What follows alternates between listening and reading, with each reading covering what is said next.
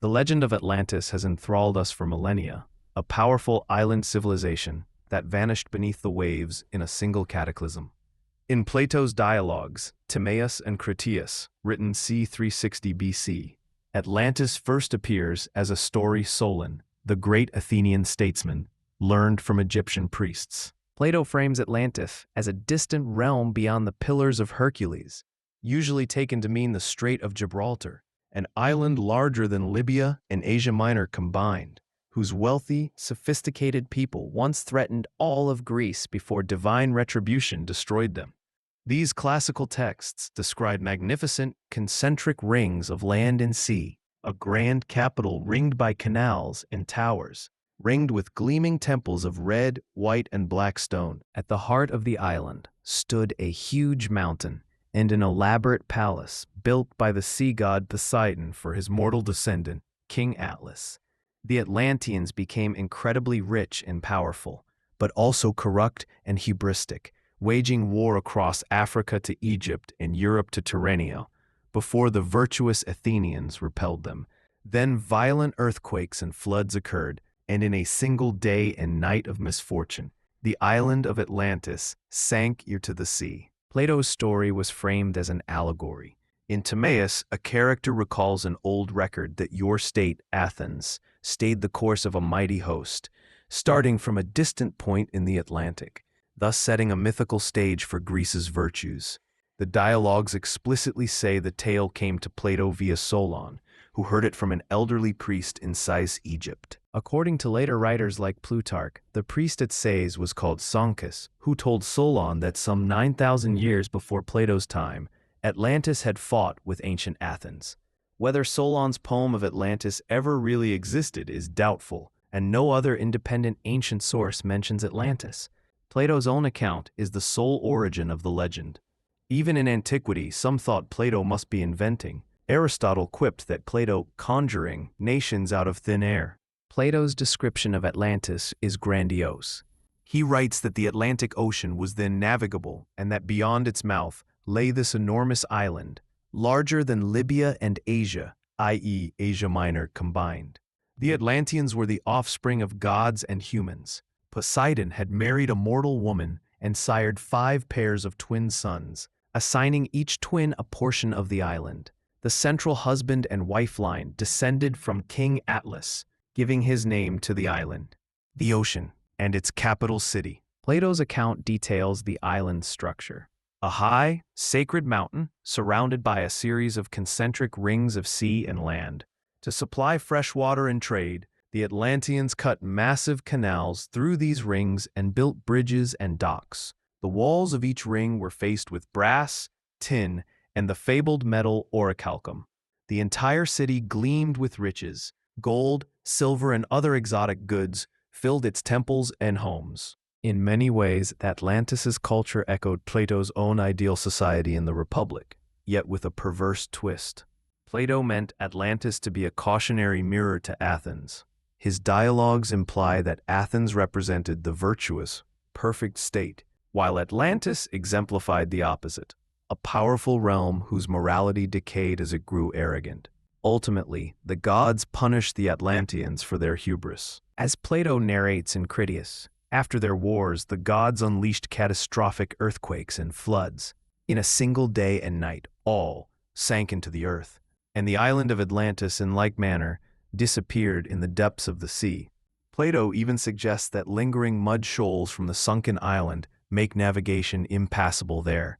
In later summaries of Plato's tale, this divine retribution is described as one terrible night of fire and earthquakes that overwhelmed Atlantis, leaving only memory behind. Modern scholars overwhelmingly regard Atlantis as a myth or moral tale, not historical fact. No archaeological site has been identified as Plato's Atlantis. Oceanographers note there is simply no concrete evidence, no ruins or artifacts that match an advanced Atlantean empire. As ocean explorer Robert Ballard, discoverer of the Titanic wreck, put it, not a single Nobel laureate scientist supports the historical existence of Plato's Atlantis. For example, about 3,600 years ago, the volcanic island of Santorini, Thera, suffered a massive eruption and tsunami, that obliterated nearby Minoan civilization, an event that bears intriguing parallels to Plato's description. The Minoans on Crete were a very advanced Bronze Age culture, centered around palaces at Knossos and elsewhere. Their sudden collapse in the mid-2nd millennium BC fits the general pattern of a catastrophe. Archaeologists have excavated Thera's Bronze Age city of Akrotiri buried under ash, revealing a prosperous port settlement with multi-story houses, frescoes, and advanced plumbing. The Thera eruption, 1600 BC, and its tsunamis damaged Minoan Crete, a natural parallel to Atlantis' fate.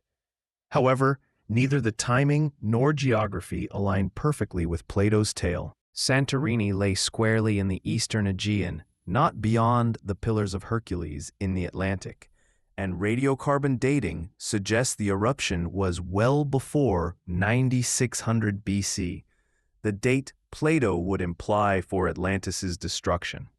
In short, Santorini and the Minoans may have inspired later stories, but they are not incontrovertible proof of a historical Atlantis. Apart from such parallels, archaeologists emphasize that centuries of searches, from sonar scans of the Atlantic floor to digs in Mediterranean marshes, have yielded no definitive trace of a lost empire.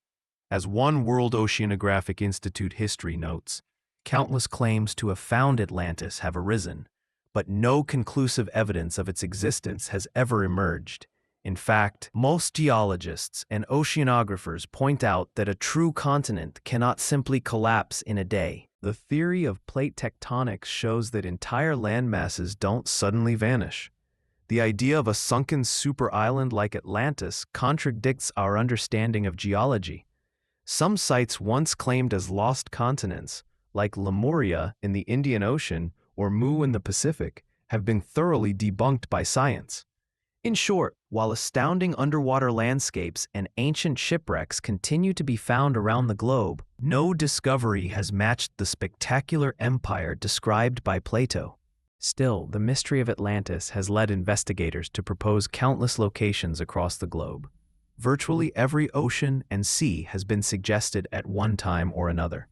In the Mediterranean, popular candidates include the volcanic island of Santorini, Thera, and the palace complex of Akrotiri mentioned above, the island of Crete, Sicily, Sardinia, or Cyprus, ancient centers of Bronze Age civilization. Some have even identified a Bronze Age city in southern Spain, Tartessus, or Morocco, around the rich eye of the Sahara, as Atlantis' remains. Beyond the Mediterranean, fringe theories stretch from Iceland to Antarctica. The mid-Atlantic Azores and Canary Islands, which indeed lie west of Gibraltar, have been long touted by Atlantis seekers. In the 1930s, scientists aboard the research ship Atlantis even performed deep-sea dredging near the Azores in hopes of pulling up Atlantean artifacts. Doggerland, the now submerged land that once connected Britain and Europe, and even Sweden, were once proposed. 17th century Swede Olof Rudbeck famously claimed Sweden was Atlantis. More recently, satellite hunters have speculated that Western Sahara marshlands might hide a drowned Atlantis.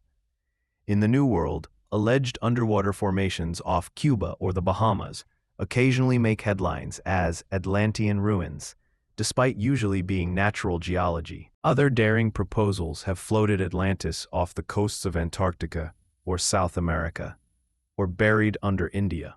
The mythical Kumari Kandam. The Atlantic's very name derives from Atlantis, so popular culture often imagines a vast western continent, even though none fits Plato's clues.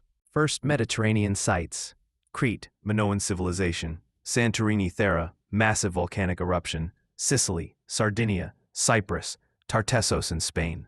Second, Atlantic islands: Azores, Canary Islands, Madeira, and other Macaronesian isles. Third, Northern Europe, Doggerland, North Sea land bridge, submerged Irish Atlantis, Ulf Erlingson's theory, even Rudbeck, Sweden. Fourth, Antarctica, French explorer Barbiero, 1974. Caribbean, rumors of Cuban underwater structures or Bimini Road. Pacific Sunderland, lost Indonesia land, and the Indian Ocean Lemuria Kumari Kandam legend. Despite this parade of hypotheses, none has won broad scientific acceptance.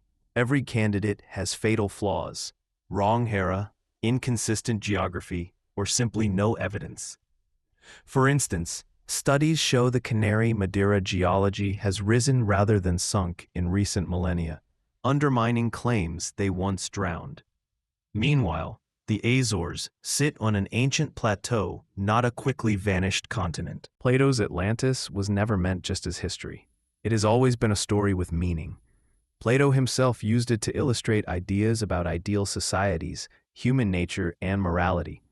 Socrates asks whether a story could exemplify the perfect society of his republic, and Critias offers Atlantis' story to contrast greedy empires against virtuous Athens.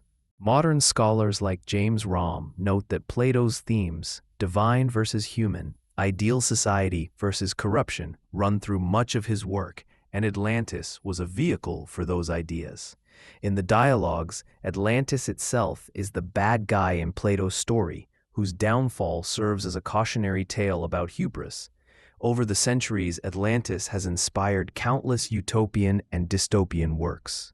In the Renaissance, Thomas More's Utopia, 1516, set the stage, and Sir Francis Bacon's New Atlantis, published posthumously 1626, depicted a remote, advanced Christian society on a secret island.